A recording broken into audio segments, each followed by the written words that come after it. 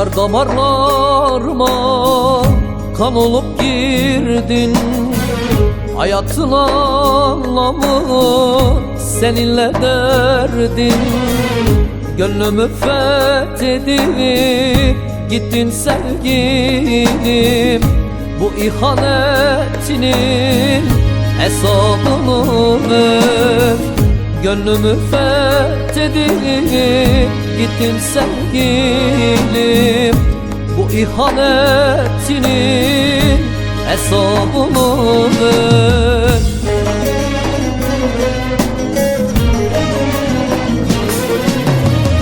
Ansızın karşına bir gün çıkarım, ibret olsun diye lele seni yakarım.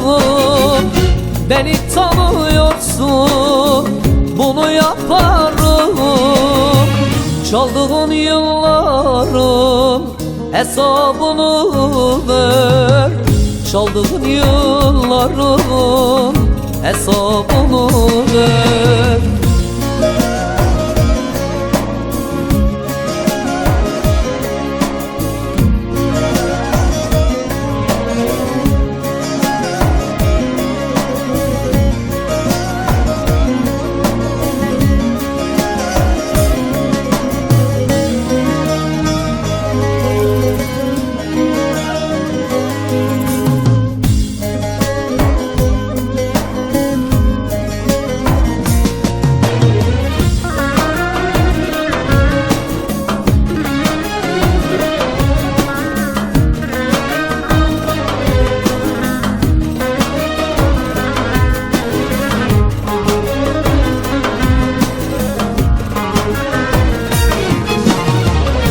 Kökünden sökülmüş ağaç gibiyim.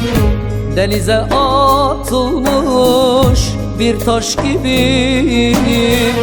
İçkiye susamış ayaş gibiyim. Bu ihanetinin hesabını ver. İçkiye susamış ayaş gibiyim. Bu ihanetinin hesabını ver.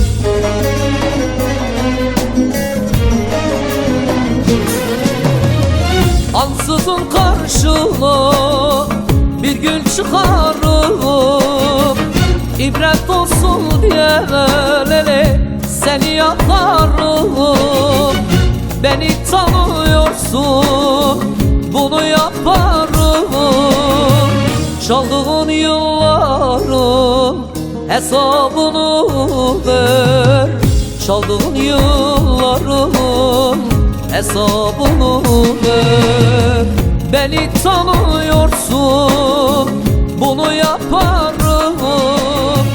Çaldığın yılların hesabını ver. Çaldığın yılların